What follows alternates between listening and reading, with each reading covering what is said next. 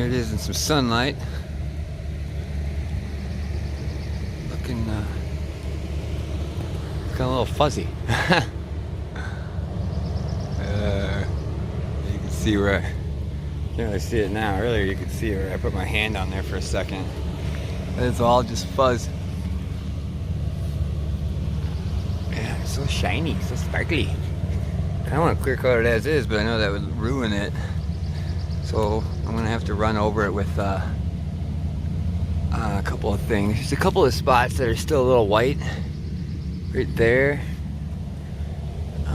The door here where I over sanded it, I'm not sure if it's picking up very well, but there's a little bit of a spot. It's hard to get to in the paint booth area, quote unquote paint booth.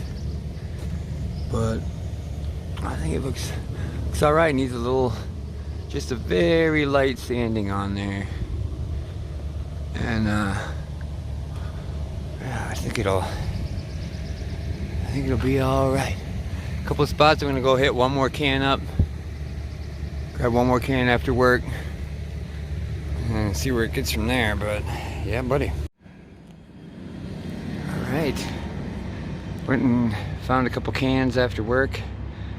Pretty sure I bought this town out, well, at least bought this neighborhood out of that color of paint. Went over, got all my little white spots, hit them up really good, cleaned off where I was gonna spray before I did it, but I went back and got all the door trims, doubled up on any angle. I pretty much got a lot because I know that's the easiest to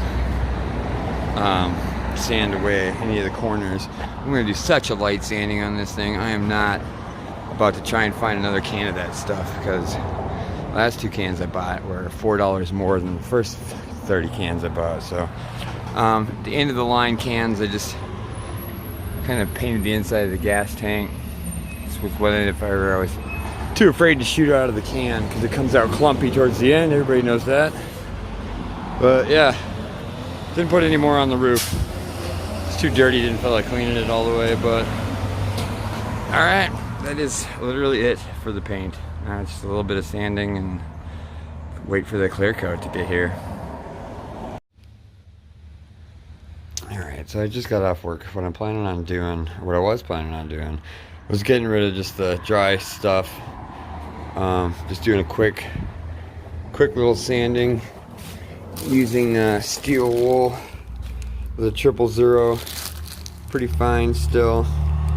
I was planning on using that stuff today to kind of just go over really lightly, bring it down to actual paint, get it ready for clear coating. But then I thought, well, my case of clear coat is in the mail. It's coming from San Diego to Seattle, so it says it's coming on Tuesday, but it'll probably be here Monday. I have Tuesday and Wednesday off, so what I'm planning on doing is getting up early, taping it all off, sand it down, wash it off, let it dry, tape it,